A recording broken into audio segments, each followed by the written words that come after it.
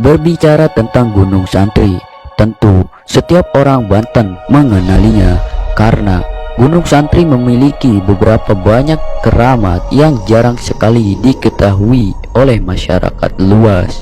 Namun begitu, apakah kalian tahu keramat di balik Gunung Santri?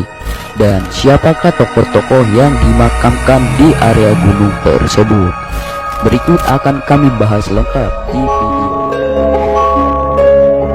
Gunung Santri adalah sebutan sebuah bukit sekaligus nama kampung di Desa Bojonegara, Kecamatan Bojonegara, Kabupaten Serang, Banten. Gunung Santri berada di tengah gugusan gunung-gunung yang memanjang dimulai dari pantai dan berakhir pada gunung induk yaitu Gunung Gede. Kawasan ini selalu dijadikan objek wisata religi yang ramai dikunjungi warga karena di kawasan Gunung Santri terdapat makam para tokoh pahlawan zaman Kesultanan Banten. Makam para tokoh terlihat dari banyaknya kuburan berbatu nisan kuno yang berada di sepanjang jalan menuju puncak gunung. Salah satu tokoh zaman Kesultanan yang dikuburkan di puncak Gunung Santri yaitu Syekh Muhammad Soleh. Ia adalah santri Sunan Ampel. Dahulu ia dikenal sebagai salah satu ulama yang aktif menyebarkan Islam di tanah Banten. Penyebarannya pun hingga seluruh wilayah pantai utara Banten. Syekh tersebut meninggal dalam waktu 76 tahun pada 1550 Hijriah. Di dekat kuburannya juga terdapat kuburan santrinya yaitu Makam Malik, Makam Israil, Makam Ali, dan Makam Akbar. Keempatnya termasuk santri setia yang selalu menemani Syekh Muhammad Soleh dalam menyiarkan agama Islam. Selain terdapat kuburan tokoh tersebut, dikutip dari laman Bantenologi, Gunung Santri juga dikisahkan pernah menjadi Ki Wasyid, salah seorang tokoh Banten yang aktif melakukan perlawanan terhadap penjajah Belanda kala itu.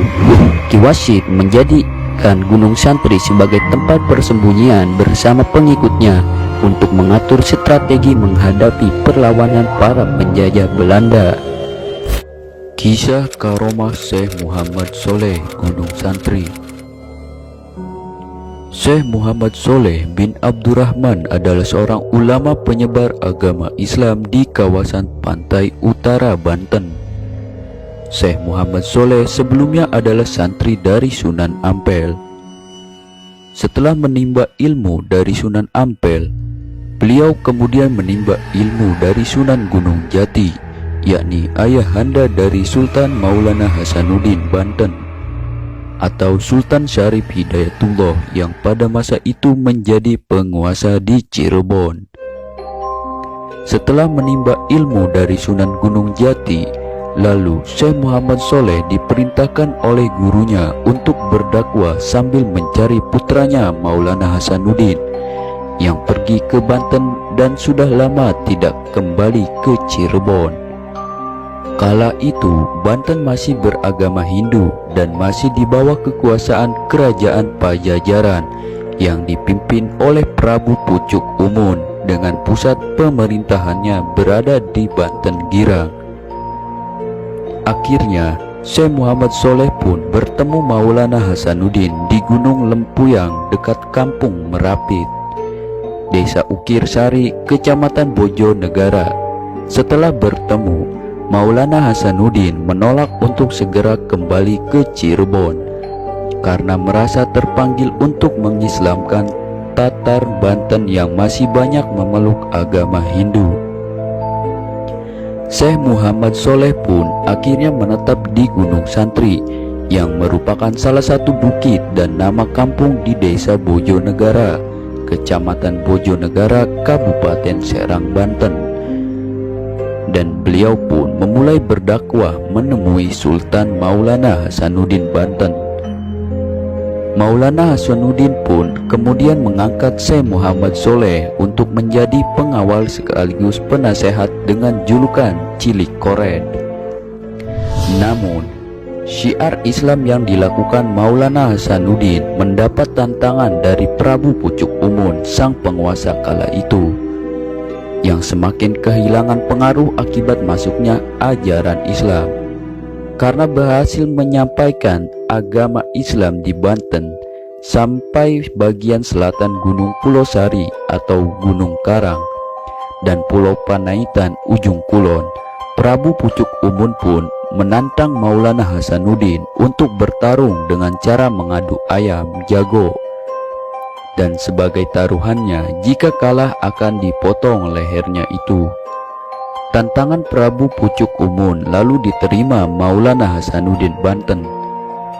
Setelah Maulana Hasanuddin bermusyawarah dengan pengawalnya Syekh Muhammad Soleh, akhirnya disepakati yang akan bertarung melawan Prabu Pucuk Umun adalah Syekh Muhammad Soleh, yang bisa menyerupai bentuk ayam jago seperti halnya ayam jago biasa. Hal ini terjadi karena kekuasaan Allah Subhanahu wa Ta'ala. Pertarungan dua ayam jago tersebut pun berlangsung seru, namun akhirnya ayam jago milik Maulana Hasanuddin yang memenangkan pertarungan dan membawa ayam jago tersebut ke rumahnya. Ayam jago tersebut berubah menjadi sosok Syekh Muhammad Soleh sekembalinya di rumah Sultan Maulana Hasanuddin. Akibat kekalahan adu ayam jago tersebut pun, Prabu Pucuk Umun tidak terima dan mengajak berperang Sultan Maulana Hasanuddin. Namun akhirnya pasukan Prabu Pucuk Umun pun dapat dikalahkan dalam peperangan dan mundur ke selatan bersembunyi di pedalaman Rangkas yang sekarang disebut dengan suku Baduy. Setelah selesai mengemban tugas dari Sultan Maulana Hasanuddin Banten, Syekh Muhammad Soleh pun kembali ke kediamannya di Gunung Santri dan melanjutkan aktivitasnya sebagai mubaligh dan menyiarkan agama Islam kembali sampai wafatnya beliau di area Gunung Santri tersebut. Nah, begitulah sejarah keramat Gunung Santri. Semoga bermanfaat.